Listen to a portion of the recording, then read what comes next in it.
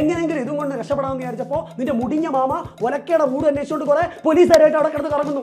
ഇനി അയാളുടെ കണ്ണിൽപ്പെട്ടിട്ട് പുലിവാലാക്കണ്ടെന്ന് കരുതി നിധി കാക്കുന്ന ഭൂതത്തെ പോലെ ഈ പെട്ടി കെട്ടി പിടിച്ചുകൊണ്ട് ഞാൻ അവിടെ ഇരിക്കാം. എടാ, ഞാൻ ഒരു സിനിമ എന്തെങ്കിലും എഴുതി ഡയറക്റ്റ് ചെയ്യണമെങ്കിൽ എനിക്ക് വാരണായിരം പോലും ഒരു ലവ് സ്റ്റോറി ചെയ്യണം. ഏതെങ്കിലും ഒരു പാർട്ടിൻ്റെ കൊടി പിടിച്ച് സിന്ദാബാദ് വിളിക്കുന്നതോ ഏതെങ്കിലും ഒരു പാർട്ടിക്ക് വേണ്ടി തല്ലുകൊള്ളുന്നതോ കല്ലേറ് കൊള്ളുന്നതോ കല്ലെറിയാൻ പോകുന്നതോ അല്ല രാഷ്ട്രീയം. അങ്ങനെ മാനിഫെസ്റ്റ് ചെയ്യാൻ വേണ്ടി ഞാൻ സിനിമയിലൊന്നും ചെയ്യാറില്ല. കാരണം I believe in hard work.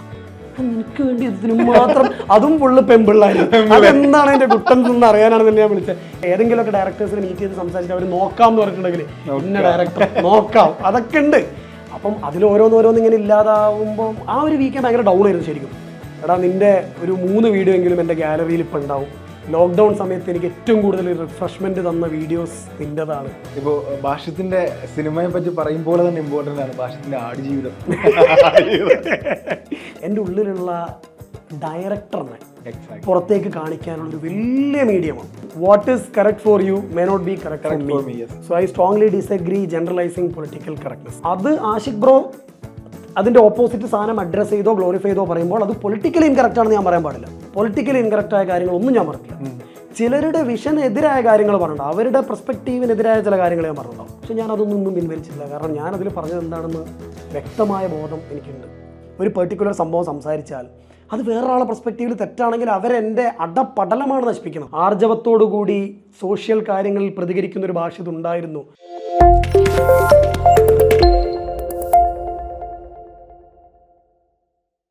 ഇപ്പോൾ ഒരു വില്ലൻ ആവുക എന്ന് പറയുന്നത് കുറേ ആളുകൾക്ക് ഇപ്പോഴും മടിയുള്ളൊരു കാര്യം. ആ കാര്യത്തിൻ്റെ ഏറ്റവും വലിയ ബേസ് എന്ന് പറഞ്ഞാൽ ആളുകളാൽ വെറുക്കപ്പെട്ടാൽ നാളെ സിനിമയിലെ എക്സിസ്റ്റൻസി അതിനെ ബാധിക്കുമോ എന്നുള്ള ടെൻഷൻ അവർക്കുണ്ട്. അവിടെയാണ് ഭാഷ്യത്ത് ശരിക്കും ആക്ടർ ആവണം എന്നുള്ള ഒറ്റ കൺസേണാണ് ഡബ് സ്മാഷ് തുടങ്ങി വെക്കുന്നത്. അപ്പോൾ ആ ഡബ് സ്മാഷിൽ ഉൾപ്പെടെ താങ്കൾ പറയുന്ന ചില പ്രതികരണങ്ങളുണ്ട്.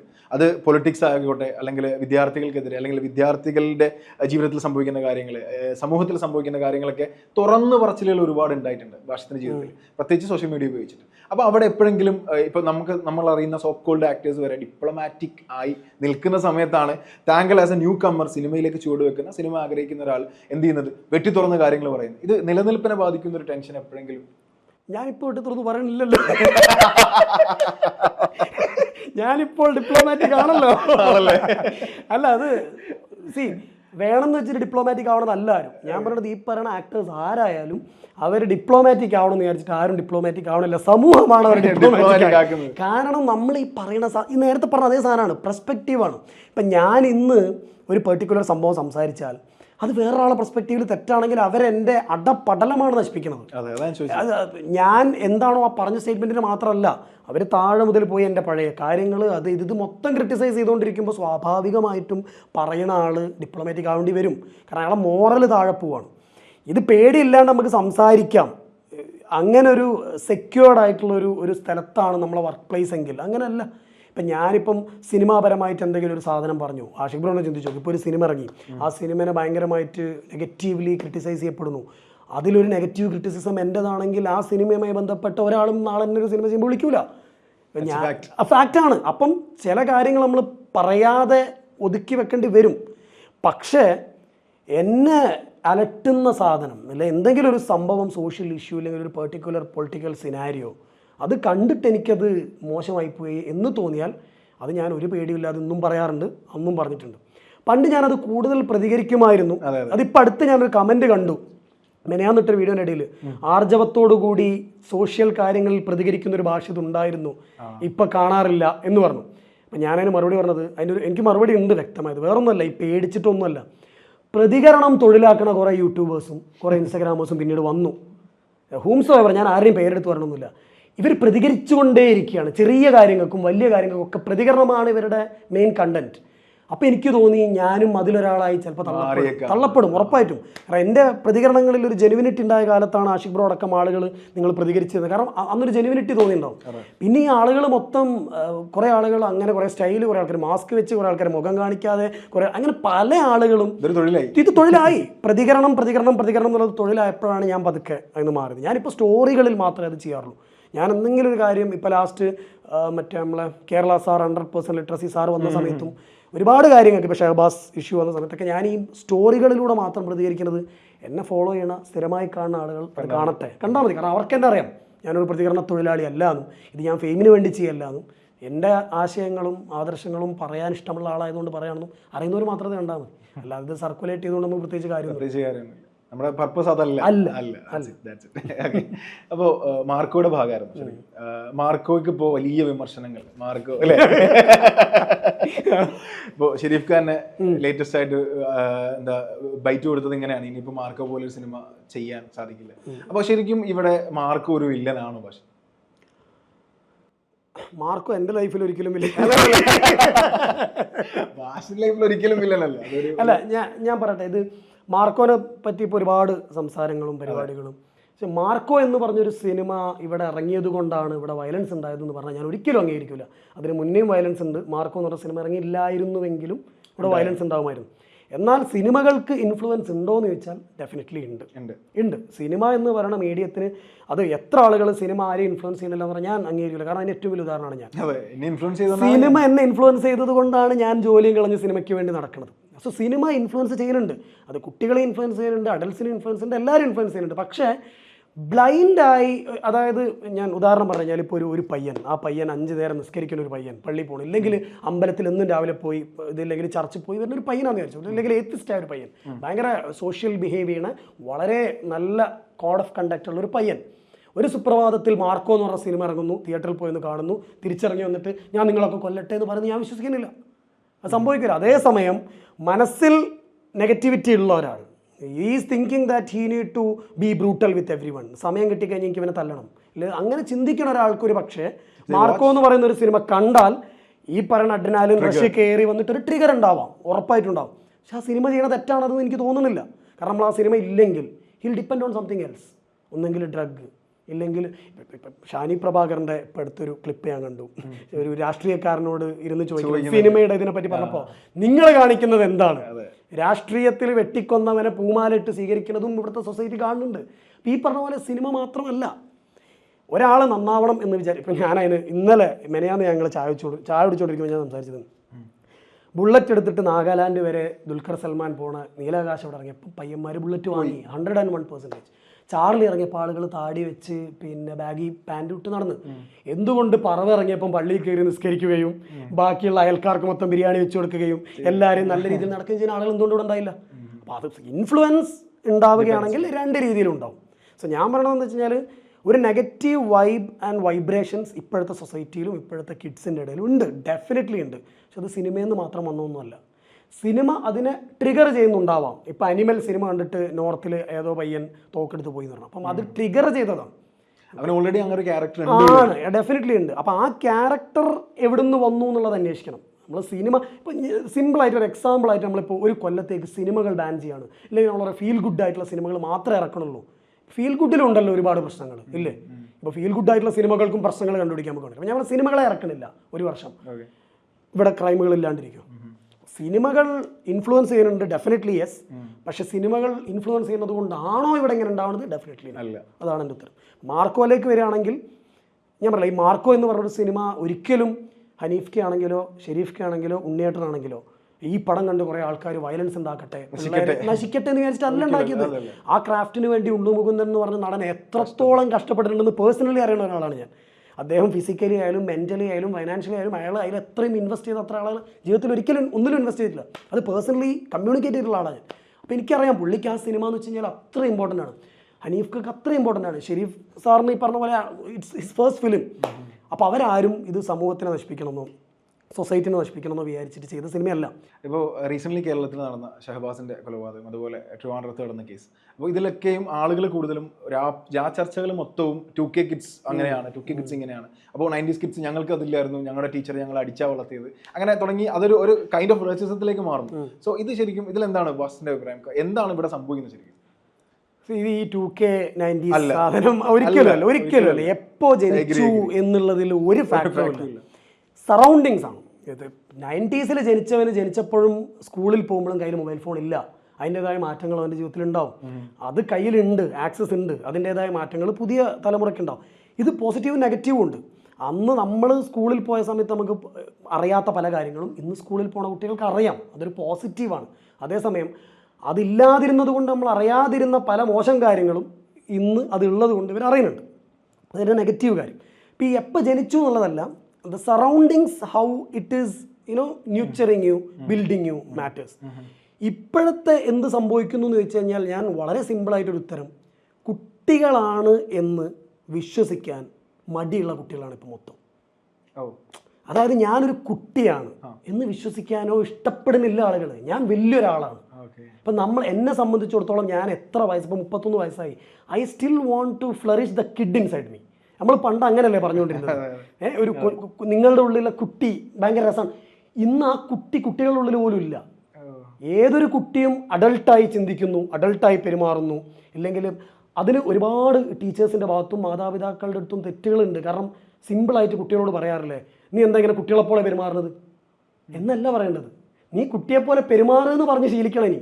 കാരണം നീ കുട്ടികളെപ്പോലെ പെരുമാറല്ലേ എന്ന് പറയുന്നത് കൊണ്ടാണ് ഇവിടുത്തെ കുട്ടികൾ കൂടുതലായി മെച്ചുവേർഡാവാൻ ശ്രമിക്കുകയും ഞാനൊരു കുട്ടിയാണെന്നുള്ള തോട്ട് മാറി അഡൾട്ടായി പെരുമാറുന്നതും വലിയ വലിയ കാര്യങ്ങൾ പറയണതും വയലൻസിലേക്ക് പോകുന്നതും പ്രശ്നങ്ങൾ ഉണ്ടാക്കുന്നതും തല്ലുണ്ടാക്കുന്നതും.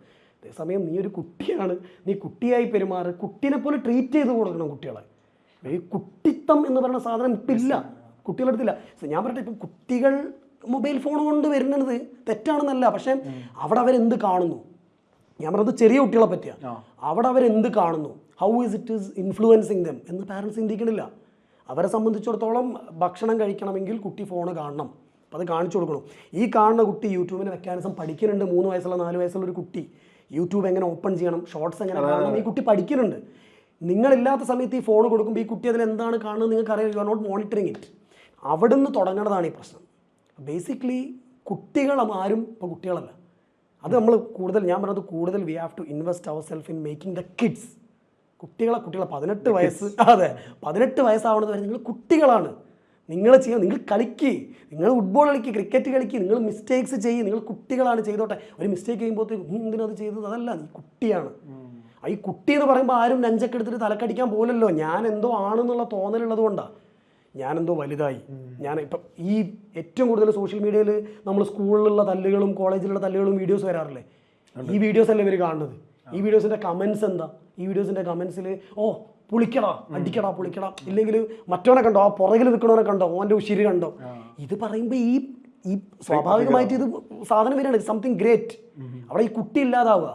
അപ്പം ഈ 10ാം ക്ലാസ് എന്ന് പറഞ്ഞാൽ ശരിക്കും കുട്ടി, നമ്മളൊക്കെ 10ാം ക്ലാസ് പഠിച്ചപ്പോൾ സത്യം. അതെ. അപ്പോൾ അതാണ് ഇപ്പോഴത്തെ പ്രശ്നം എന്ന് എനിക്ക് തോന്നുന്നത്. പ്രോപ്പറായിട്ടുള്ളൊരു ഗൈഡൻസ്, പ്രോപ്പറായിട്ടുള്ളൊരു ഒരു സർവൈലൻസ് ഇല്ല. ഇപ്പം ഈ ഇഷ്യൂ വന്നപ്പോൾ തന്നെ എല്ലാവരും പറഞ്ഞു ടീച്ചർമാർക്ക് വടി തിരികെ കൊടുത്തു. അതൊന്നും ഒരു സൊല്യൂഷൻ ഒന്നുമല്ല. ടീച്ചേഴ്സ് അടിച്ച് വളർത്തണമെന്നുണ്ടോ കുട്ടികളെ? എന്നെ ടീച്ചേഴ്സ് അടിച്ച് വളർത്തിയത്, ഞാൻ പറയാം, എന്നെ അടിച്ച് വളർത്തിയത് കൊണ്ട് പ്രത്യേകിച്ച് എനിക്ക് എന്തെങ്കിലും ഒരു മാറ്റം ഉണ്ടായെന്ന് എനിക്ക് തോന്നുന്നില്ല. ഒരിക്കലും അടിക്കണമെന്നില്ല. ഇല്ല, തല്ലി വളർത്താതെ എത്ര കുട്ടികൾ നല്ലോണം ജീവിക്കുന്നുണ്ട്, തല്ലി വളർത്തി എത്ര കുട്ടികൾ വടക്കായി പോയിട്ടുണ്ട്. അപ്പം അത് ടീച്ചർമാരുടെ കയ്യിലേക്ക് വടി തിരിച്ചു കൊടുക്കുക എന്ന് പറഞ്ഞു കഴിഞ്ഞാൽ ഇനി സംഭവിക്കാൻ പോണത്, ആ വടി തിരിച്ചു വാങ്ങി ചിലപ്പോൾ ടീച്ചേഴ്സിനെ അടിക്കും. നാളെ നമ്മളത് വിറ്റ്നസ് ചെയ്യേണ്ടി വരും. Seriously telling. കാരണം ഇത്രയും വയലൻസ് ടെൻഡൻസി ഉള്ള ഒരു കുട്ടികളുടെ അടുത്തേക്ക് ഇനി ടീച്ചേഴ്സിന് വടി കൊടുക്കുന്നു പറഞ്ഞാൽ the teachers will get insulted tomorrow. ഞാനിതിപ്പോൾ പറയുന്ന റെക്കോർഡ് ഫുട്ടേജ് ചിലപ്പോൾ ഒരു 3 കൊല്ലം കഴിഞ്ഞ് കഴിഞ്ഞാൽ യു ക്യാൻ യൂസ് ഇറ്റ്. അതല്ല എൻ്റെ സൊല്യൂഷൻ. എന്താണ് ബേസിക് ലെവലിൽ നിന്നും മാറുന്നത്, ബേസിക് ലെവലിൽ നിന്നും എന്താണ് പിള്ളേരുടെ പ്രശ്നം പോകുന്നത്, മെൻ്റലി അവരെങ്ങനെ അപ്രോച്ച് ചെയ്യണം, കാണുന്ന സാധനങ്ങൾ എന്താണ്, അതിലെന്തൊക്കെ മാറ്റം വരുത്തണം, ഇങ്ങനെ വേണം പോകാൻ. സിനിമയാണ് ഇൻഫ്ലുവൻസ് ചെയ്യുന്നത്, സിനിമ നിർത്തിക്കളെ, അതല്ല, കാരണങ്ങളെ ചികിത്സിക്കാതെ ഈ രോഗികളെ ചികിത്സിക്കണം. അതാണ് പ്രശ്നം. ഈ എലിയെ പേടിച്ച് ചില്ലം ചൂടുക എന്ന് പറഞ്ഞ പരിപാടിയല്ല, അത് ചെയ്യരുത്. ഞാൻ ഈ പറഞ്ഞ പോലെ കുട്ടികളെ കൂടുതലും കുട്ടികളായിട്ട് ട്രീറ്റ് ചെയ്യുക. കുട്ടികൾക്ക് വേണ്ടി പണ്ട് എന്തൊക്കെ ഉണ്ടായിരുന്നു സ്കൂളുകളിൽ, കുട്ടികൾക്ക് വേണ്ടി ഒരുപാട് സാധനങ്ങൾ. ഇപ്പോൾ ഫെയർവെൽ എന്ന് പറഞ്ഞ പരിപാടി പണ്ട് കുട്ടികളെ 10ാം ക്ലാസ്സിലുള്ള ഫെയർവെൽ എന്തായിരുന്നു, നമുക്ക് സമൂസയും ചായയായിരുന്നു, കേക്ക് ആയിരുന്നു. ഇപ്പം അതെന്താണ്? അതാ ഞാൻ പറഞ്ഞത്, അങ്ങോട്ട് വിടരുത്. കുട്ടികൾ എന്താണോ ചെയ്യേണ്ടത് കുട്ടികൾ അല്ലേ. ഓക്കെ, നിങ്ങൾ കോളേജിലെത്തി, നിങ്ങൾ അഡൽട്ട് ആവുമ്പോൾ നിങ്ങൾ അത് ചെയ്യും, ഇത് ചെയ്യണ്ടെന്നല്ല. Nobody is restricting you. ഇതെന്താ പ്രശ്നം എന്ന് അറിയോ ബസ്? എൻ്റെ ഒരു അഭിപ്രായമാണ്. അതായത് ഇപ്പോൾ ഈ കുട്ടികളെ നമ്മൾ അങ്ങനെ റെസ്ട്രിക്ട് ചെയ്യുമ്പോൾ നമ്മൾ ശരിക്കും ഇന്നത്തെ കുട്ടികളെ നാളത്തേക്കുള്ള രീതിയിലല്ലേ വളർത്തേണ്ടത്. അപ്പോൾ അവിടെ ലോകം വളരുകയല്ലേ. അപ്പം നമ്മൾ പഠിച്ച അതേ രീതിയിൽ തന്നെ അവരെ കൊണ്ടുവരിക എന്നതിനേക്കാൾ, ഞാൻ പറഞ്ഞത് നമ്മൾ പഠിച്ച രീതി എന്നല്ല, ഓരോരോ മൈൽ സ്റ്റോൺസ് ഉണ്ടല്ലോ. 10ാം ക്ലാസ്സിൽ പഠിക്കുമ്പോൾ നമ്മൾ എക്സ്പ്ലോർ ചെയ്യേണ്ട സാധനങ്ങൾ, ഇല്ലെങ്കിൽ നമ്മളത് എൻജോയ് ചെയ്യേണ്ട രീതി എന്ന് പറയുന്നത്, അത് നമ്മൾ കല്യാണം കഴിഞ്ഞ് നിൽക്കുന്ന സമയത്തല്ല. അതല്ല, യു ഹാവ് ടൈം ദെയർ. ഞാൻ അതാ ചോദിക്കുന്നത്. ഇപ്പോഴേ അത് ചെയ്താൽ what will you do then? അപ്പം അതുകൊണ്ടാണ് ഈ വയലൻസ് വരുന്നത്. അതാണ് ഞാൻ പറഞ്ഞത്. ഈ ചെയ്യേണ്ടതൊക്കെ ചെയ്ത് തീർത്ത ആളുകളാണ് വേറെ പുതിയ പോകുമ്പോൾ ഇനി ഞാൻ എന്ത് ചെയ്യണം, ഇനി എനിക്ക് ചെയ്യാനുള്ളത് വേറെ പല കാര്യങ്ങളാണെന്ന് ചിന്തിക്കുന്നത്. ഞാൻ പറഞ്ഞത് ഒരിക്കലും റെസ്ട്രിക്റ്റ്, ഞാൻ പറഞ്ഞ ഇപ്പം ഒരിക്കലും റെസ്ട്രിക്റ്റ് ചെയ്യാൻ പറ്റൂലല്ലോ. എനിക്ക് എൻ്റെ 10ാം ക്ലാസ്സിൽ ഞാൻ പഠിക്കുമ്പോൾ എനിക്ക് കിട്ടിയ അറ്റ്മോസ്ഫിയർ അല്ല ഇപ്പോഴത്തെ 10ാം ക്ലാസ്സിൽ. റെസ്ട്രിക്റ്റ് ചെയ്യാൻ നമുക്ക് പറ്റൂല. പക്ഷെ ഞാൻ പറഞ്ഞത് ചില കാര്യങ്ങളിൽ ഇപ്പോൾ ഒരു സ്കൂളിൽ ഒരു ഫെയർവെൽ പരിപാടിയാണെങ്കിൽ അവിടെ ഈ ഫയർ എഞ്ചിൻ വിളിക്കുന്നു, ലോറി വിളിക്കുന്നു, you can restrict it. What is the issue? അത് റെസ്ട്രിക്റ്റ് ചെയ്യുന്നതോടുകൂടി നമ്മൾ അവരുടെ സോഷ്യൽ ഇതോ ഇല്ലെങ്കിൽ അവരുടെ വളർച്ചയോ ബുദ്ധി വളർച്ചയോ ഷോയിങ് ദം ദാറ്റ് ഇപ്പം നിങ്ങളിത് ചെയ്യും. നിങ്ങൾ ഈ ലെവലിൽ എത്തുമ്പോൾ നിങ്ങൾ അത് ചെയ്യും. അതാകുമ്പോൾ ഒരു വാല്യൂ ഉണ്ടാവും എല്ലാവർക്കും. ഇപ്പം അതില്ല. ഇപ്പം anyone can do anything any time. I can do anything to you, I can harm you. ഒരു വഴക്ക്, ഇന്ന് നമ്മൾ തമ്മിലൊരു വഴക്കുണ്ടായി നാളെ ഞാൻ കൊല്ലുന്നതിനെ പറ്റി ചിന്തിക്കണത്. അത് മാർക്കോ കാരണമല്ല. ഓക്കെ, അപ്പോൾ നമ്മൾ ഇപ്പോൾ സംസാരിച്ചതൊക്കെ വളരെ സീരിയസ് ആയ കുറേ കാര്യങ്ങളൊക്കെ നമ്മൾ സംസാരിച്ചു പോയി. അപ്പോൾ എനിക്ക് കുറച്ച് കാര്യങ്ങൾ എന്താ പറയുക, വളരെ സ്വീറ്റായിട്ട് കുറച്ച് കാര്യങ്ങൾ അറിഞ്ഞാൽ കൊള്ളാമെന്നുണ്ട്. അതിലൊന്ന്, what is the sweetest thing someone has ever done for you in your journey as an actor? ആരാണ് അങ്ങനെ ഒരു കൈവച്ച് നീട്ടിയത് സ്വീറ്റസ്റ്റ് പേഴ്സൺ? അങ്ങനെ പറഞ്ഞു കഴിഞ്ഞാൽ അഭിലാഷ് ഏട്ടനും വിഷ്ണു ഏട്ടനും ആനന്ദ് ശ്രീബാല തന്നത് തന്നെയായിരിക്കും എല്ലാം. അതെ, അതാണെങ്കിലും ഉണ്ണിയേട്ടൻ വിളിച്ച് മാർക്കോ തന്നതും, ജിസ് ജോയ് സാർ വിളിച്ച് തലവൻ തന്നതും, റഹ്മാൻ സാർ ഇവരെ ഫസ്റ്റ് പറഞ്ഞ പോലെ, ഇതൊക്കെ ഒരുപാട് sweetest things are so many. എന്നാലും ആദ്യം അങ്ങനെ പറഞ്ഞു കഴിഞ്ഞാൽ വേറെ a quote that you tell yourself. Believe in yourself. Believe in yourself. What is the best compliment you have ever received about your acting? ബെന്റേൽ മരുന്നുണ്ട് കേട്ടോ. അത് ഞാൻ കുറെ കേട്ടിട്ടുണ്ട്. Audience. Was there ever a time when you doubted yourself and someone's words or actions reignited your passion? To an edge. അങ്ങനെ തോന്നി. അപ്പൊ പിന്നെ ഞാൻ ഇവരല്ലല്ലോ, ഞാനല്ലേ. Okay. What's a small but unforgettable moment that made you realize you are on the right path? Feedbacks from the audience. Feedbacks from the audience. Definitely. Okay. Is there a particular movie or scene that changed the way you see your life? അല്ലെങ്കിൽ see life? Anand ശ്രീബാൽ. അതാണോ? അല്ല, ഞാൻ ചോദിക്കുന്നത് നമ്മുടെ ജീവിതം on screen. Pursuit of Happiness. Pursuit of Happiness. Definitely. What is one movie you wish you had been part of even in a small role? ഒരുപാടുണ്ടാവും, എനിക്കറിയാം. പക്ഷെ ഏതെങ്കിലും ഇറങ്ങുന്നില്ല, എന്തെങ്കിലും മതി. World wide. ഇപ്പൊ ഞാൻ ഈ മറ്റേ നമ്മളെ മഹേഷ് നാരായണൻ സാറിന്റെ ഒരു പടം, മമ്മൂക്ക ലാലേട്ടന്റെ പടം നടക്കുന്നുണ്ടല്ലോ. അപ്പൊ അതില് ആൻഡോ ചേട്ടനാണ് പ്രൊഡ്യൂസർ. അപ്പൊ ഞാൻ ഈ ആൻഡോ ചേട്ടന്റെ ഒരു ജസ്റ്റിൻ എന്ന് പറഞ്ഞിട്ട് നമ്മൾ ആനന്ദ് ശ്രീബാല ആൻഡോ ചേട്ടൻ ഇരുന്നല്ലോ. അപ്പൊ ജസ്റ്റിൻ ഉണ്ട് ആൻഡോ ചേട്ടന്റെ ലൈൻ പ്രൊഡക്ഷൻ പരിപാടി. ഞാൻ ഈ ജസ്റ്റിനോട് ഇടക്കിടക്ക് ചോദിക്കണം, അതിൽ എന്തെങ്കിലും ഒരു കാണി, എടാ നിനക്ക് ഇനി അത് ചെറുത് തരാൻ പറ്റൂല, നീ ആനന്ദ് ശ്രീബാലല്ലേ വില്ലനല്ലേ, ആ പടത്തിന് ചെറുത് മതി, ജസ്റ്റ് ഒന്ന് മുഖം കാണിച്ചാൽ മതി. അല്ല, ഇപ്പോഴും ശരിക്കും അങ്ങനെ ഒരു തോട്ട് പ്രോസസ് ഉണ്ടോ ബ്രോക്ക്? അങ്ങനെ ഉണ്ടോ? അതായത് ഇപ്പോ ഒരു ചെറിയ റോൾ നാളെ ചെയ്താൽ അത് ഏതെങ്കിലും തരത്തിൽ ഡിമാൻഡിനെ ബാധിക്കുന്നു? അങ്ങനെ തോന്നണമൊന്നുമില്ല. പക്ഷെ അത് ബാധിക്കും എന്നാണ് എന്നോട് എല്ലാവരും പറയുന്നത്. അഭിലാഷ് ഏട്ടനായാലും ഈ പറഞ്ഞ ജസ്റ്റിനായാലും വിഷ്ണു ഏട്ടനായാലും എല്ലാവരും പറയണത് അതാണ്. അത് ഇങ്ങനെ ഒന്ന് ചെയ്ത് വെച്ചിട്ട് ഡു സംതിങ്, യുനോ, അത് doing justice to that character and movie. What is a small or underrated film that you think more people should watch? അധികം ആളുകൾ കണ്ടിട്ടില്ല, പക്ഷെ നിങ്ങൾ കണ്ടിട്ടുണ്ട്, നിങ്ങൾക്ക് ഇഷ്ടപ്പെട്ടിട്ടുണ്ട്, എല്ലാവരോടും റെക്കമെൻഡ് ചെയ്യണമെന്ന് ആഗ്രഹിക്കുന്ന ഒരു സിനിമ? അത് പെട്ടെന്ന് ചോദിച്ചാൽ പറയാൻ പറ്റില്ല, കുറേ സിനിമകളുണ്ട്. ഞാൻ എൻ്റെ ഇൻസ്റ്റാഗ്രാമിൽ ഒരു ഹൈലൈറ്റ്സ് അങ്ങനെ ഇട്ടിട്ടുണ്ട്, റെക്കമെൻഡഡ് മൂവീസ്. അതിലിപ്പോൾ ഓൾറെഡി ഒരു 15-20 പടങ്ങളുണ്ട്. ഞാൻ കാണുമ്പം ചില സിനിമകൾ ഇത് അധികം ആളുകൾ കണ്ടിട്ടില്ല എന്ന് തോന്നുകയാണെങ്കിൽ ഞാനത് ഇടാറുണ്ട്. പെട്ടെന്ന് ആലോചിച്ചാൽ എനിക്ക് അധികം ആളുകൾ കണ്ടിട്ട് അത് ഈ പെട്ടെന്ന് ചോദിക്കുമ്പോഴുള്ള പ്രശ്നമാണ്. ഇത് നമുക്ക് അങ്ങനത്തെ ഒരു പ്രശ്നമല്ലേ, പെട്ടെന്ന് ചോദിക്കുമ്പോൾ നമുക്ക് ഇത് വരൂല.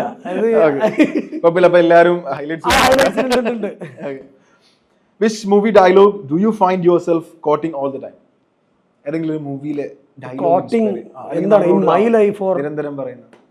ഇപ്പോ ഞാനിപ്പോ മെനയാന്ന് തൊട്ട് അതാ Pursuit of Happiness, you got a dream, you got to protect it. People say you can't do something, people can't do something, they blame you that you can't do something. What is a movie you can watch over and over without getting bored? ചന്ദ്രലേഖ. എന്താ കാര്യം എന്നറിയോ? ചന്ദ്രലേഖ cinema ശരിക്കും ലാലേട്ടന്റെ acting ബുക്കാണ്. സത്യം. കാരണം വെച്ചാൽ കുറെ ആൾക്കാർ ഇപ്പൊ എപ്പോഴും ആക്ടിങ്, ഞാൻ അതുകൂടെ ചോദിക്കുന്നത്, അതായത് ആക്ടിങ് എന്ന് പറയുന്ന സംഭവത്തിൽ ആളുകൾ കൂടുതൽ എപ്പോഴും കൂടുതൽ സെന്റിമെന്റൽ ആക്ടിങ് കൈകാര്യം ചെയ്യുന്ന ആളുകൾ നല്ല നടന്മാരാവുകയും ഹാസ്യം കൈകാര്യം ചെയ്യുന്ന വളരെ മൈന്യൂട്ട് എക്സ്പ്രഷൻസ് പാസ് ചെയ്യുന്ന ലാലേട്ടൻ പോലുള്ള ആളുകളുടെ പല കാര്യങ്ങളും അത് സോക്കോൾഡ് അഭിനയമായി കാണാതിരിക്കുകയും ചെയ്യുന്നുണ്ട്. അവിടെയാണ് ചന്ദ്രലേഖ പ്രസക്തമാണ്. ഡെഫിനറ്റ്ലി. ഇത് ഉണ്ണിയേട്ടൻ ഈ പറഞ്ഞ മാർക്ക് ഇറങ്ങിയപ്പോ മറ്റേ ഭരദ്വാജിന്റെ ഇന്റർവ്യൂവിൽ ഞാൻ പറഞ്ഞത് ഞാൻ ശ്രദ്ധിച്ചിട്ടുണ്ട്. പീപ്പിൾ തിങ്ക് ആക്ടിംഗ് എന്ന് പറഞ്ഞു കഴിഞ്ഞാൽ ഭീകരമായിട്ട് കരയുകയോ പരിപാടികളോ ചെയ്യുന്നതോ അല്ല. Even this action, doing action as A action hero is also acting എന്ന് പുള്ളി പറഞ്ഞതുപോലെ മോഹൻലാൽ സാർ എന്ന് പറഞ്ഞ ഒരാളുടെ കരിയർ ബെസ്റ്റ് പെർഫോമൻസുകളിൽ 5 എണ്ണം എടുത്തു കഴിഞ്ഞാൽ അതിൽ ആദ്യത്തെ 5 എണ്ണത്തിൽ ഞാൻ പറഞ്ഞ സിനിമ ചന്ദ്രലേഖയാണ്. കാരണം the way he is performing in each and every scene. ഞാൻ ആ സിനിമ ചന്ദ്രലേഖ ഒരു മോർ ദാൻ ഒരു 30-35 വട്ടം ഞാൻ കണ്ടിട്ടുണ്ടാവും. 30-35 വട്ടം ഞാൻ ചന്ദ്രലേഖ ഉണ്ടാവും. ഓരോ പ്രാവശ്യം കാണുമ്പോഴും എനിക്ക് പുതിയ ഓരോ സാധനം കിട്ടും ചന്ദ്രലേഖ. അതായത് ഓരോ സീനിലും പുള്ളിൻ്റെ പ്രസൻസ്, പുള്ളി അത് ഭയങ്കര, അത് പറഞ്ഞറിയിക്കാൻ പറ്റാത്ത ആ സിനിമ എന്നെ ഭയങ്കരമായിട്ട് ഇൻഫ്ലുവൻസ് ചെയ്തിട്ടുണ്ട്. ഇന്നും ഞാൻ ഇപ്പോൾ പോയാലും എനിക്കിരുന്നാൽ ഒരു മടുപ്പും ഇല്ലാതെ ഒരു സീൻ പോലും അടിച്ചു കളയാതെ ഞാൻ കാണുന്ന ഒരു സിനിമയാണ് ചന്ദ്രലേഖ. ഞാൻ അതിൽ ആ ഒരു ലെങ്തി ഡയലോഗ്, ഞാൻ സിംഗിൾ ഷോട്ട് പരിപാടി അത് ഞാൻ ചെയ്തിട്ടുണ്ടായിരുന്നു. ഞാനത് ഇപ്പോഴും എനിക്ക് ബൈഹാർട്ടാ ആ ഡയലോഗ് മൊത്തം. അല്ല അത് മറ്റേ ഞാൻ ഓൾറെഡി വീഡിയോ ചെയ്തിട്ടുണ്ട്. I do it. ഓക്കെ. നേരെ വാതിൽ തുറന്നു വരുന്നു, ശ്രീനിവാസനെ കാണുന്നു. എവിടെയായിരുന്നു ഇത്രയും നേരം എന്ന് ചോദിക്കണം.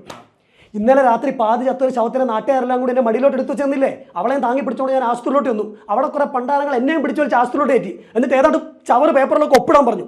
ആ വെപ്രാളത്തിൽ ഞാൻ അവർ പറയുന്നിടത്തൊക്കെ ഒപ്പിട്ടു. അതോടെ ഞാൻ അവളുടെ നായരുമായി. എന്നിട്ട് ഈ പെട്ടി എൻ്റെ മടിയിലോട്ട് എടുത്തു ചെന്നിട്ട് അവിടെ കുത്തിരിക്കാൻ പറഞ്ഞു. എങ്ങനെയെങ്കിലും ഇതും കൊണ്ട് രക്ഷപ്പെടാമെന്ന് വിചാരിച്ചപ്പോൾ നിന്റെ മുടിഞ്ഞ മാമ ഒലക്കയുടെ മൂട് അന്വേഷിച്ചുകൊണ്ട് കുറെ പോലീസുകാരായിട്ട് അവിടെ കിടന്ന് കറങ്ങുന്നു. ഇനി അയാളുടെ കണ്ണിപ്പെട്ടിട്ട് പുലിവാലാക്കണ്ടെന്ന് കരുതി നിധി കാക്കുന്ന ഭൂതത്തെ പോലെ ഈ പെട്ടി കെട്ടി പിടിച്ചുകൊണ്ട് ഞാൻ അവിടെ ഇരിക്കുക. നേരം വെളുത്തപ്പോൾ അവളുടെ തന്തയും കുറേ ആൾക്കാരും ഒരു പട പോലെ അലച്ചല്ലിക്കൊണ്ട് ആശുപത്രിയിലോട്ട് വന്നു. ആ തന്ത എന്നെ ആക്കേണ്ടതും അലച്ചല്ലിൻ്റെ കാലോട്ടും പിന്നെ അവിടെ തലയും കൂട്ടി താഴോട്ടും വെട്ടിയിട്ട പോലെ ഒരു സൈഡിൽ പെണ്ണും അവസാനത്തെ വലിയ ഒരു തന്ത അപ്പുറത്തും. ആ തക്കത്തിൽ ഈ പെട്ടിയെടുത്തോണ്ട് ഞാനിക്ക് ചാടി. അവൾ ഏതാണ്ട് കോടീശ്വരന്റെ മോളാന്ന് പറഞ്ഞു. ആയിടോണ്ട് വരും ഈ സാധനങ്ങളൊക്കെ പോയി കണ്ട് ഉള്ളിൽ കയറിപ്പോയതാ. ഇരുന്ന് പഠിച്ചതല്ല, അതിൽ ഓരോ പരിപാടികളും. പറഞ്ഞ പോലെ കുറെ സ്ഥലത്ത് ഇറക്കി പറഞ്ഞിട്ടുണ്ട്. ഇതുപോലെ ലാലേട്ടന്റെ നമുക്കുള്ള ഒരു റൊമാൻറ്റിക് ഡയലോഗ് ഓർമ്മയുണ്ടോ? ഇതുപോലെ മനസ്സിലുള്ള വേറെ ഡയലോഗ് ഉണ്ട്, എവിടെയും പറയാത്തുണ്ടോ? റൊമാൻറ്റിക് ഡയലോഗ്, റൊമാൻസ് ഞാനും തമ്മിൽ വല്ലാണ്ട് ചേർന്ന് പോകില്ല.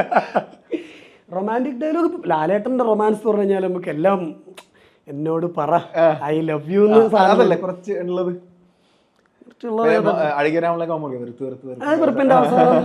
അതൊക്കെ ഉണ്ട്. ഞാൻ റൊമാൻസ് പറയുമ്പോൾ എനിക്ക് ഫസ്റ്റ് മനസ്സിൽ വാരണായിരേ വരുള്ളൂ. അത് ഞാൻ ആരും വേറെ ഒന്നും പറയില്ല. റൊമാൻസ് എന്ന് പറഞ്ഞാൽ എൻ്റെ മനസ്സിൽ ഞാൻ എപ്പോഴും കിരണിനോട് പറഞ്ഞ കാര്യമാണ്, എടാ ഞാൻ ഒരു സിനിമ എന്തെങ്കിലും എഴുതി ഡയറക്റ്റ് ചെയ്യണമെങ്കിൽ എനിക്ക് വാരണായിരം പോലൊരു ലവ് സ്റ്റോറി ചെയ്യണം. എൻ്റെ ഭയങ്കര ഒരു ആഗ്രഹം. എനിക്ക് റൊമാൻസ് എന്ന് പറഞ്ഞു കഴിഞ്ഞാൽ ഹായ് മാലിനി,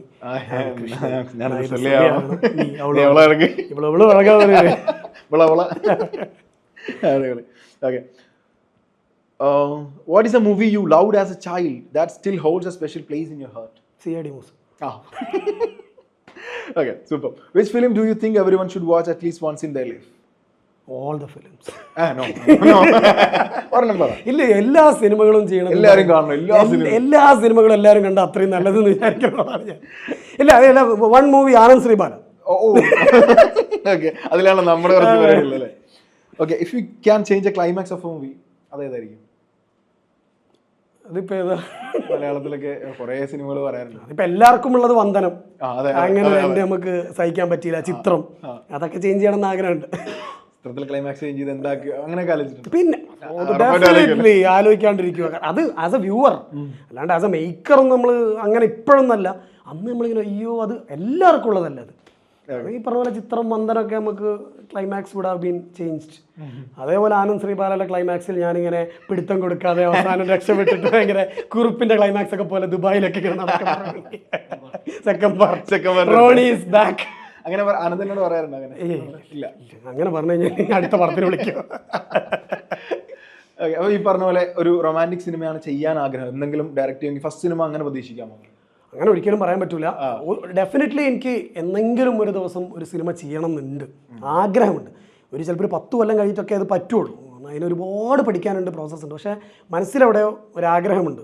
ആഗ്രഹിക്കുന്നതിൽ തെറ്റില്ല. കാരണം ഞാൻ ആക്ടർ ആവണമെന്ന് എവിടെയോ കിടന്ന് ആഗ്രഹിച്ചിട്ട് സിനിമയിലെത്തണം. സിനിമയിൽ ഞാൻ എപ്പോഴും പറഞ്ഞ കാര്യമുണ്ട്, കൊച്ചിയിലേക്ക് ഡോക്ടർ ജോലി കളഞ്ഞ് സിനിമയ്ക്ക് വേണ്ടി കൊച്ചിയിലേക്ക് വരുമ്പോൾ സിനിമാ സെറ്റിൽ ചായ കൊടുക്കുന്ന ഒരാളെപ്പോലും എനിക്ക് പരിചയമില്ല.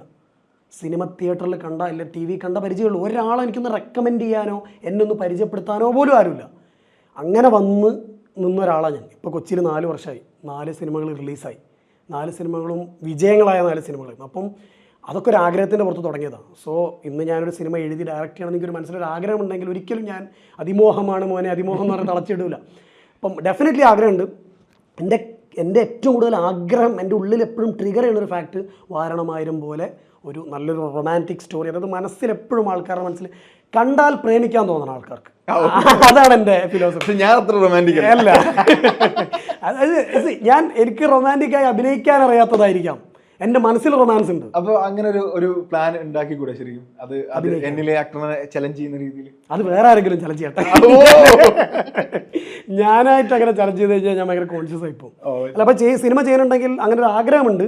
പക്ഷെ ഒരിക്കലും അങ്ങനെ ഒരു സിനിമയെ ഞാൻ ചെയ്യുള്ളതൊന്നുമില്ല എനിക്ക്. പക്ഷേ ഡെഫിനറ്റ്ലി ഞാനൊരു സിനിമ ഡയറക്റ്റ് ചെയ്യുന്നുണ്ടെങ്കിൽ അതിൻ്റെ അകത്ത് കഥ തിരക്കഥ ഞാൻ തന്നെ ആയിരിക്കും ഫോർ ഷുവർ. അങ്ങനെ എത്തുന്നൊരു സ്റ്റേജിലേ ഞാൻ അതിന് വേണ്ടി ശ്രമിക്കുകയുള്ളൂ. അങ്ങനെ ഒരു പ്രൊഡ്യൂസറൊക്കെ willing to take that risk. അതിനുള്ള ഞാൻ I M showing them I M capable of doing it എന്ന് മെറ്റീരിയലിസ്റ്റിക്കും സൈക്കോളജിക്കലി എനിക്ക് പ്രൂവ് ചെയ്യാൻ പറ്റുന്ന സമയത്ത് ഞാൻ അതിന് നിൽക്കുകയുള്ളൂ. ഇഫ് ഐ എം ഡയറക്റ്റിംഗ് ആ മൂവി എന്തായാലും എൻ്റെ കഥ എൻ്റെതായിരിക്കും. കാരണം എനിക്ക് വേറൊരാളുടെ കഥ പറയാൻ അറിയില്ല. എനിക്ക് എൻ്റെ കഥ മാത്രമേ ആൾക്കാരോട് പറയാം. ആ കഴിവേ എനിക്കുള്ളൂ. എനിക്ക് വേറൊരാൾ എഴുതിയ കഥ ആളുകളോട് വേറെ ഇൻറ്റൻസിറ്റിയിൽ പറഞ്ഞു കൊടുക്കാൻ എനിക്കറിയാം. അത് ബ്രില്യൻ്റ് ആയിട്ടുള്ള ഡയറക്ടേഴ്സിന് മാത്രം പറ്റുന്ന പരിപാടി. എനിക്ക് ആകെ ഉണ്ടെന്ന് തോന്നുന്ന ഒരു കഴിവ് ഒരു കഥ എഴുതാനും ആ കഥ ഞാൻ മനസ്സിൽ വിഷ്വലൈസ് ചെയ്ത പോലെ ആളുകൾക്ക് കാണിച്ചു കൊടുക്കാനും പറ്റുന്നുള്ളൂ. അപ്പോൾ അതെന്തായാലും അങ്ങനെ ആയിരിക്കും. എൻ്റെ ജോണർ എനിക്ക് പറയാൻ പറ്റില്ല. അത് ചിലപ്പോൾ ഈ ശ്രീനിയേട്ടനും സത്യൻ സാറും ഒക്കെ ആയിട്ടുള്ള തർക്കങ്ങൾ കൂടുതൽ ഈ വിഷയത്തിൽ.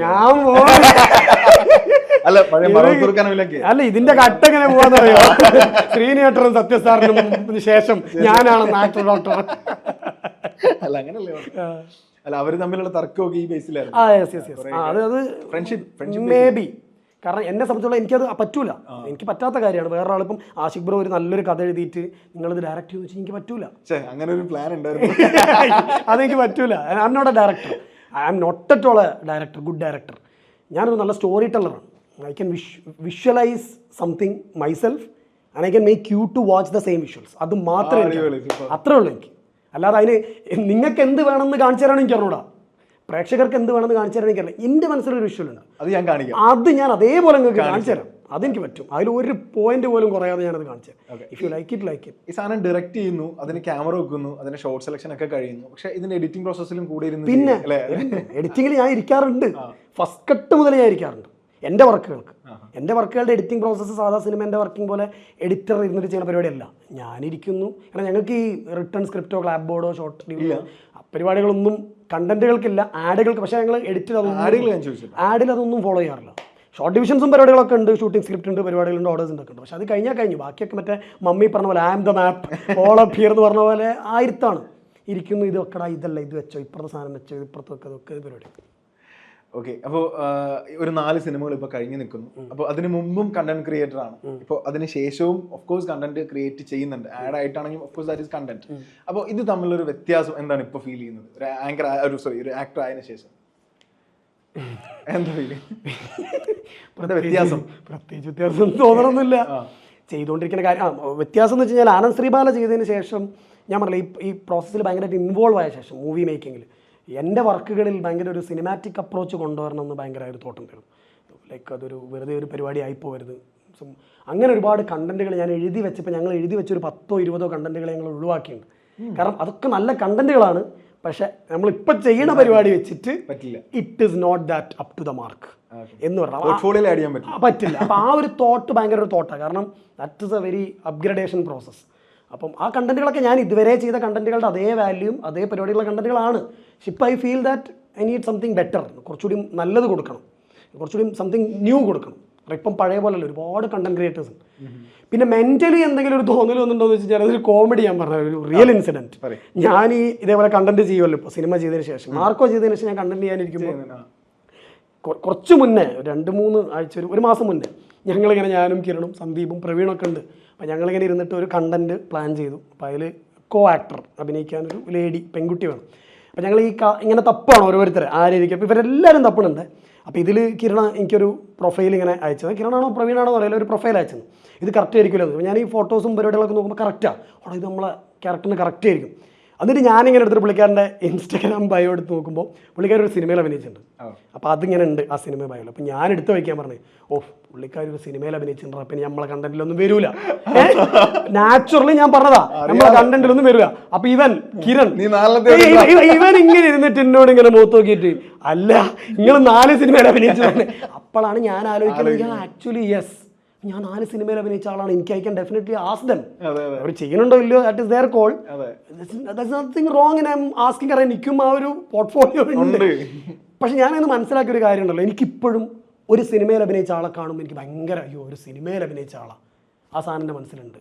U are part of a movie. Oh correct, I am. എനിക്കത് ഇതുവരെ ആ സാധനം മൈൻഡിൽ വന്നിട്ടില്ല. ശരിക്കും വരാതിരിക്കട്ടെ, വന്നു കഴിഞ്ഞാലായിരിക്കും ചിലപ്പോൾ അറിയില്ല. എനിക്കറിയില്ല വന്നു കഴിഞ്ഞാൽ എന്ത് സംഭവിക്കുന്നില്ല. കാരണം എനിക്ക് ഇതുവരെ അത് വന്നിട്ടില്ല. ഞാൻ ഇപ്പോഴും ഈ പറഞ്ഞ പോലെ എനിക്ക് ഒരു സിനിമയിൽ അഭിനയിച്ച ആളെ കാണുമ്പോൾ, അല്ലെങ്കിൽ ഞാൻ സിനിമയിൽ കണ്ട ഒരാളെ വളരെ ഇതായിട്ടൊരു സംഭവം, ഞാൻ കഴിഞ്ഞൊരു 3-4 മാസം മുന്നേ ഞാൻ മംഗലാപുരത്ത് പോയി മംഗലാപുരത്തൊരു കല്യാണത്തിന് വേണ്ടി ഞങ്ങൾ വെറുതെ അവിടെ സൈറ്റ് സീയിങ്ങിന് പോയതാണ്. ഞാനും എൻ്റെ 2-3 ഫ്രണ്ട്സും ഫാമിലിയൊക്കെ ഉണ്ടായിരുന്നു. അപ്പോൾ ഞങ്ങളിങ്ങനെ പോയപ്പം ഒരാൾ ഓപ്പോസിറ്റ് ഇങ്ങനെ നടന്നിങ്ങനെ പോകുന്നുണ്ട്. അപ്പം ഞാൻ ഇയാളിങ്ങനെ കണ്ടിട്ട് പെട്ടെന്ന് പോയി, ഞാൻ തിരിച്ചു വന്നു. ഇയാളോട് കന്നഡക്കാരനാണ്. ഇതാരെന്ന് വെച്ച് കഴിഞ്ഞാൽ KGF സിനിമയിലെ ഒരു റിപ്പോർട്ടറിൻ്റെ, സർ എൻ്റെ കല്യാണമാണെന്നൊക്കെ പറഞ്ഞ റിപ്പോർട്ടർ ഉണ്ട്. മറ്റന്നാളിൻ്റെ ഇത് കുഴിക്കാൻ വിടുന്ന ഒരു റിപ്പോർട്ടർ ഉണ്ട്. ഫേസ് ഓർമ്മ ഉണ്ടല്ലോ. എനിക്ക് അയാളെ ഓർമ്മ വന്നു. കാരണം KGF ഫസ്റ്റ് കണ്ടിട്ട് 4 മാസം മുന്നുള്ള കാര്യം ഞാൻ പറഞ്ഞത്. അപ്പം ഞാൻ ഈ പെട്ടെന്ന് ഇങ്ങനെ ഓടിച്ചെന്നിട്ട് ഞാൻ ചോദിച്ചു, എനിക്ക് കന്നഡ അറിയാം. ഞാൻ ചോദിച്ചു, സാർ ನೀವು KGF അല്ല ആക്ട് ಮಾಡಿದಿರಲ್ವಾ? Yes sir. അപ്പോൾ ഈ പുള്ളിക്കത് ഭയങ്കര, അപ്പം ഞാൻ പറഞ്ഞ മലയാളിയാണ്. പുള്ളിക്ക് ഷോക്കായി. കാരണം പുള്ളി അവിടെ എന്തോ സീരിയലുകൾ എന്തോ ചെയ്യുന്നുണ്ട് അത്രേ, അതെനിക്കറിയില്ല. അപ്പം ഞാൻ പറഞ്ഞു ഞാൻ മലയാളിയാണ്, KGF കണ്ടിട്ടില്ല. അപ്പോൾ അത് കണ്ടിട്ട് നിങ്ങൾ ഓർത്തൂലേ. അപ്പോൾ ഈ പറഞ്ഞ പോലെ എനിക്ക് സിനിമയിൽ അഭിനയിച്ചവരെ അല്ലെങ്കിൽ ഒരു സിനിമയെ കണ്ടവരെ ഇന്നും ഭയങ്കര ഫാസിനേഷനാണ്. Where all cinema people. കാരണം that is where I belong, that is where I need to reach. എനിക്കിപ്പോഴും ആ ഒരു സാധനം എൻ്റെ മൈൻഡിലുണ്ട്. ഞാനതിലൊരാളാണോ എന്നുള്ളത് എനിക്കിപ്പോഴും മനസ്സിലായിട്ടില്ല. അപ്പോൾ എന്നോട് അഭിലാഷേട്ടൻ ഇടയ്ക്കിടയ്ക്ക് പറയും, അഭിലാഷേട്ടൻ എന്തോ ഒരു സാധനം പറഞ്ഞപ്പോൾ, ക്രിക്കറ്റിൻ്റെ എന്തോ ഒരു കാര്യം പറഞ്ഞപ്പോൾ, ഏതോ ഈ CCLൻ്റെ എന്തോ പരിപാടി, എന്തോ ഒരു വേറെ ഏതോ ഒരു ലീഗ് ഉണ്ട്. അപ്പോൾ പറഞ്ഞപ്പോൾ ഞാൻ പറഞ്ഞ അഭിലാഷേട്ടനോട്, അഭിലാഷേട്ടാ നിങ്ങൾ സിനിമാക്കാർ കളിക്കുന്ന സാധനമല്ലേ, നീ സിനിമാക്കാരനല്ലേ. എൻ്റെ മനസ്സിൽ സത്യമായിട്ടും ഇപ്പോഴും ഞാനൊരു സിനിമയിലെത്തി എന്നില്ല. ഇപ്പോൾ ആഷിഖ് ബ്രോ പറഞ്ഞ പോലെ ആ തോട്ട് എനിക്ക് 100 സിനിമകൾ ചെയ്താലും വരാതിരിക്കട്ടെ എന്നാണ് എൻ്റെ പ്രാർത്ഥന. കാരണം അപ്പോഴും എനിക്ക് ആ ഒരു ക്രൈവ് അപ്പളെ ബിൽഡ് ചെയ്തുകൊണ്ടാണ് പറ്റുള്ളൂ. അതുകൊണ്ടാണ് പറഞ്ഞത്. ഓക്കെ, എൻ്റെ ഫൈനൽ ക്വസ്റ്റ്യൻ ആണ്. നമ്മളൊരു സിനിമ ഉണ്ടാക്കുന്നു. ഒരു സിനിമ ഒരു ഗവൺമെൻറ് ഓഫീസുകാരൻ അല്ലെങ്കിൽ 9 to 5 ജോലി ചെയ്ത് ഒരു വീക്കെൻഡിലേക്ക് വെയിറ്റ് ചെയ്യുന്ന, ഒരു ഞായറാഴ്ച കാത്തിരിക്കുന്ന, ഫാമിലിയായിട്ട് സിനിമയ്ക്ക് പോകുന്ന ഒരാൾക്ക് സിനിമ ശരിക്കും ഒരു എൻ്റർടൈൻമെൻറ്റിനപ്പുറം, ആസ്വാദനം എന്ന തലത്തിനപ്പുറത്തേക്ക് എന്തെങ്കിലും ഒരു ബാധ്യത സമൂഹത്തോടുണ്ട്, അല്ലെങ്കിൽ സിനിമയ്ക്ക് അതിനപ്പുറത്തേക്ക് എന്തെങ്കിലും ചെയ്യാനുണ്ടോ? അതിൻ്റെ ഒരു ഉത്തരം ഞാൻ ഒറ്റ വാക്കിൽ പറഞ്ഞു കഴിഞ്ഞാൽ, it totally depends on the perspective of that maker. ഇപ്പം ഒരു സിനിമ ആസ്വാദനത്തിന് അപ്പുറത്തേക്ക് ഒരു മെസ്സേജ് പാസ് ചെയ്യണമെന്ന് വിചാരിച്ചിട്ടാണ് ആ മേക്കർ ഉണ്ടാക്കിയതെങ്കിൽ it serves that purpose and he has to follow all the protocols to serve that purpose. If that maker's intention is entertainment purpose മാത്രമാണെങ്കിൽ nobody has to question him saying that what message this is giving. അതെൻ്റെ genuinely എൻ്റെ answer അതാണ്. Oppositions ഉണ്ടാവും, പക്ഷേ cinema ആസ്വാദനത്തിനേക്കാൾ അപ്പുറം എന്താണ് സിനിമയുടെ എന്താണ് സിനിമക്ക് എന്തെങ്കിലും ചെയ്യാനുണ്ടോ എന്ന് വെച്ച് കഴിഞ്ഞാൽ ഡെഫിനറ്റ്ലി അത് മേക്കറിൻ്റെ പെർസ്പെക്റ്റീവാണ്. ഞാനൊരു സിനിമ ചെയ്യുന്നതിലൂടെ എനിക്ക് കുറച്ച് കാര്യങ്ങൾ സൊസൈറ്റിനോട് പറയണം എന്നാണെങ്കിൽ അതങ്ങനെ പറയാം. ഇതെനിക്കൊന്നും പറയണ്ട, വെറുതെ ഒരാളെ എൻജോയ് ചെയ്യിപ്പിക്കും, വെറുതെ ഇരുന്ന് ചിരിപ്പിക്കാൻ വേണ്ടിയാണെങ്കിൽ അത് ചെയ്യാം. അപ്പം മിനിയേച്ചർ എക്സാമ്പിളാണ് ഇൻസ്റ്റാഗ്രാമിലെ കണ്ടന്റ് ക്രിയേഷൻ. എന്നെപ്പോലെ കണ്ടന്റ് ക്രിയേറ്റ് ചെയ്യുന്ന ഒരുപാട് ആൾക്കാരുണ്ട്. വെറുതെ തമാശ കണ്ടന്റുകൾ ചെയ്യണവരുണ്ട്, വെറും തമാശകൾ ചെയ്യണവരുണ്ട്. ഞാനങ്ങനല്ല. എനിക്ക് എൻ്റെ കണ്ടന്റുകളിലൂടെ എന്തെങ്കിലും ഒന്ന് സംസാരിക്കണം, എൻ്റെ പൊളിറ്റിക്സ് പറയണം, അല്ലെങ്കിൽ എനിക്ക് ചില ആദർശങ്ങൾ പറയണം, അല്ലെങ്കിൽ എനിക്ക് ചില ലൈഫ് ചേഞ്ചിങ് തോട്ട്സ് പറയണം, ഫാക്ട്സ് പറയണം, റിലേഷൻഷിപ്പ് വാല്യൂസ് പറയണം, ഇങ്ങനെ വിചാരിക്കുന്ന ആളാണ് ഞാൻ. അതുകൊണ്ട് എൻ്റെ ഇൻറ്റൻഷൻ അതായത് കൊണ്ട് തന്നെ ഐ ഹാവ് ടു ബി, നേരത്തെ പറഞ്ഞ പോലെ politically correct, I have to be very careful while telling something about that particular thing. അതേസമയം എൻ്റർടൈൻമെൻറ്റിന് വേണ്ടി കണ്ടന്റ് ക്രിയേറ്റ് ചെയ്യുന്ന ഇഷ്ടം പോലെ ആളുകളില്ലേ. അപ്പോൾ അവരെ സംബന്ധിച്ചിടത്തോളം ആൾക്കാരെ ചിരിപ്പിച്ചാൽ മതി. So they can do that. അവിടെ നമ്മൾ പോയിട്ട് നിങ്ങൾക്ക് എന്തെങ്കിലും ഒരു നല്ല കാര്യം പറഞ്ഞുകൂടെ എന്ന് ചോദിക്കും വേണ്ട, എൻ്റെ അടുത്ത് വന്നിട്ട് നിങ്ങൾക്ക് വെറുതെ ചിരിപ്പിച്ചൂടെ എന്നും പറഞ്ഞാൽ ടോട്ടലി അപ്പോൾ എല്ലാ സിനിമകളും സംഭവിക്കാം. എല്ലാം സംഭവിക്കും. ഓക്കെ, ഇപ്പോൾ കുട്ടികൾ, ഞാൻ അതും കൂടെ പറഞ്ഞിട്ട്, നമ്മൾ കുട്ടികളിൽ സ്വാഭാവികമായിട്ടും കൂടുതൽ രാഷ്ട്രീയത കടന്നു വരുന്നുണ്ട് ഭയങ്കരമായിട്ട്. ആളുകൾ ഇപ്പോഴും വിശ്വസിക്കുന്നത് രാഷ്ട്രീയം എന്ന കക്ഷി രാഷ്ട്രീയമാണെന്ന്. അപ്പോൾ ഇവിടെ എന്താണ് ശരിക്കും കുട്ടികൾക്ക് അങ്ങനെ തോന്നുന്നത്? ഈ വായന കുറയുന്നതാണോ, അല്ലെങ്കിൽ അപ്ഡേറ്റഡ് ആവാത്തതാണോ, അവരുടെ ലോകത്തിൽ ചുരുങ്ങി പോകുന്നതാണോ? വായന കുറയണമെന്നല്ല, കാരണം ഞാൻ വായിക്കാത്ത ഒരാളാണ്. എനിക്ക് പുസ്തകം വായന ഇല്ലാത്ത ഒരാളാണ്. അല്ല, വായന ഇറ്റ്സെൽഫ് അറിവ് ഞാൻ ഉദ്ദേശിച്ചത്. അല്ല, ഞാൻ പറയാം, ഞാൻ വായിക്കാത്ത ആളാണ്. ഞാൻ ന്യൂസുകൾ അങ്ങനെ കാണാത്ത ആളാണ്. പക്ഷേ ഞാൻ പൊളിറ്റിക്കലാണ്. അത് ഒരു എവ്രി വൺ ഷുഡ് ബി. ഇതെന്റെ സ്ഥിരം ടോപ്പിക്കാണ്. എവിടെ പോയാലും ഈ ടോപ്പിക് ഉണ്ടല്ലോ. അല്ല, ഞാൻ പറയാം, അരാഷ്ട്രീയത എന്ന് പറയുന്നത് ഒരിക്കലും പ്രോത്സാഹിപ്പിക്കപ്പെടാൻ പാടില്ലാത്ത ഒന്നാണ്, പ്രത്യേകിച്ച് ഇപ്പോഴത്തെ ജനറേഷൻ. കക്ഷി രാഷ്ട്രീയമല്ല രാഷ്ട്രീയം എന്നും, രാഷ്ട്രീയം എന്ന് പറയുന്നത് ഓരോ വ്യക്തിക്കും ഉണ്ടാവേണ്ടതാണെന്നും, നമ്മൾ ജീവിക്കുന്ന ഒരു സെക്യുലർ ഡെമോക്രാറ്റിക് കൺട്രിയിലാണെന്നും, one of the biggest largest democratic country of the world ആണ് നമ്മുടേതെന്നും, അതിൻ്റെ ബേസിക് സോൾ എന്ന് പറയുന്നത് ജനാധിപത്യമാണെന്നും, ജനാധിപത്യത്തിൻ്റെ അടിവേര് എന്ന് പറയുന്നത് രാഷ്ട്രീയം ഉണ്ടാവുക എന്നുള്ളതാണെന്നുള്ളതും ആൾക്കാർക്ക് മനസ്സിലാവണം, കുട്ടികൾക്ക് മനസ്സിലാവണം.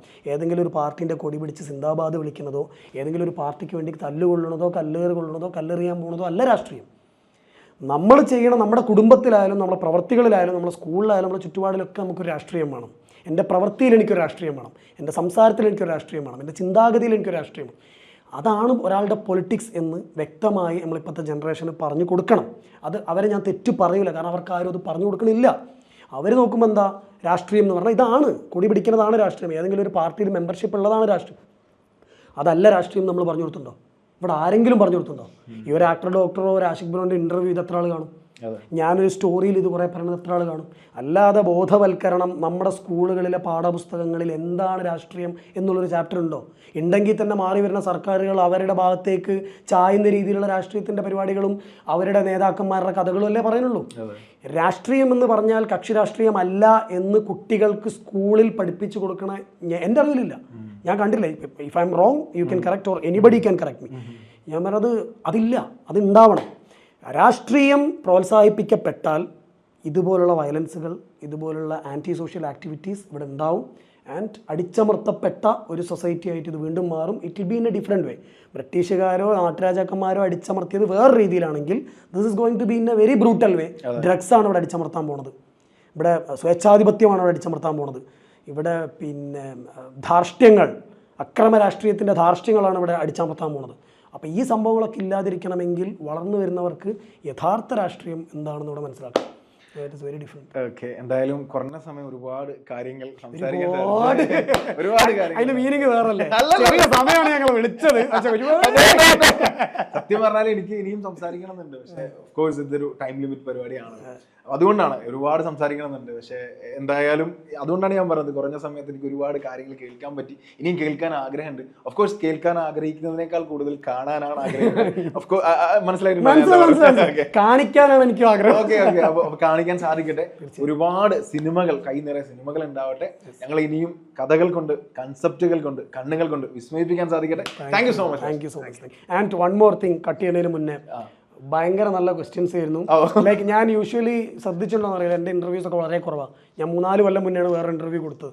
അപ്പോൾ ഞാൻ ഈ ഇൻ്റർവ്യൂസിന് ഇരിക്കാത്ത കാരണം എന്ന് വെച്ച് കഴിഞ്ഞാൽ people want gossips, people want personal details, അതൊക്കെയാണ് ഈ ഇൻ്റർവ്യൂസിൽ അധികം. പക്ഷേ ഞാൻ ആദ്യം ആഷിഖ് ബ്രോയോട് സംസാരിച്ചപ്പോഴും എനിക്ക് like I got that vibe. This guy has something insight, he want to ask something different with than others. അപ്പോൾ ഇതിപ്പോൾ ഇവിടെ നിന്ന് ചോദിക്കുമ്പോഴും ഓരോ കാര്യങ്ങളും ഞാൻ എൻജോയ് ചെയ്യുന്നുണ്ട് to answer. So definitely that is good. Thank you so much. I'm also very happy to be a part of this. Okay, thank you.